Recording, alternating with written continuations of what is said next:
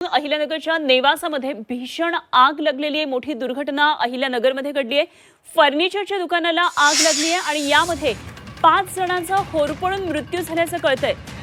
एकाच कुटुंबातले हे 5 जण होते अशी माहिती कळतेय। नेवासा फाटा इथल्या कालिका फर्निचर या दुकानाला आग लागल्याची ही दुर्घटना घडलेली आहे आणि अहिल्यानगरच्या नेवासामधली भीषण आग आहे। भीषण आगीची ही दृश्य चित्रित झालेली आहे। कुणाल जमदाडे आमचे प्रतिनिधी आपल्याबरोबर आणखी सविस्तर तपशील जाणून घेऊया। कुणाल, आगीची मोठी दुर्घटना घडली, एकाच कुटुंबातल्या 5 जणांचा मृत्यू झाल्याचं कळतंय, काय नेमके तपशील आहेत?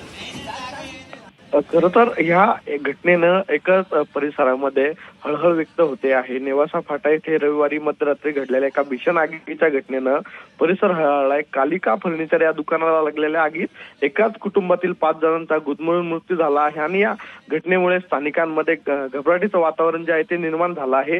नेवासा फाटा कॉलेज परिसरामध्ये कालिका फर्निचर या दुकानाला अचानक आग लागली आणि दुकानाच्या मागील बाजूस राहणाऱ्या मयूर रासने यांच्या कुटुंबाला या आगीने ओढले। आगीचा भडका इतका तीव्र होता की कुटुंबियांना बाहेर पडण्याची संधी मिळाली नाही, त्यामुळे कुटुंबियाचा गुदमरून मृत्यू झाला आहे। त्यामध्ये जे मयूर रासने आहेत त्यांची पत्नी देखील आहे, त्यामध्ये त्यांची लहान 2 मुलं देखील आहे आणि एक शेजारी राहणाऱ्या आजी सिंधुताई चंद्रकांत रासने यांचा देखील गुदमरून मृत्यू झाला आहे। मयूर याचे वडील आणि आई हे नातेवाईकांकडे गेले असल्यानं ते देखील या आगीतून बचावले आहेत।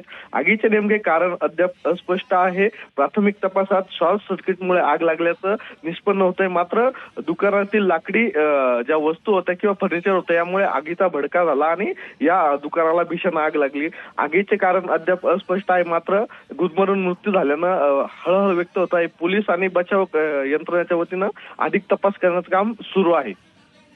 कुणाल, अत्यंत दुर्दैवी खरं तर घटना म्हणावी लागेल। फर्निचरच्या दुकानाला आग लागली, 5 जणांचा एकाच कुटुंबातल्या होरपळून मृत्यू झालेला आहे। धन्यवाद दिलेल्या या सगळ्या सविस्तर माहितीसाठी।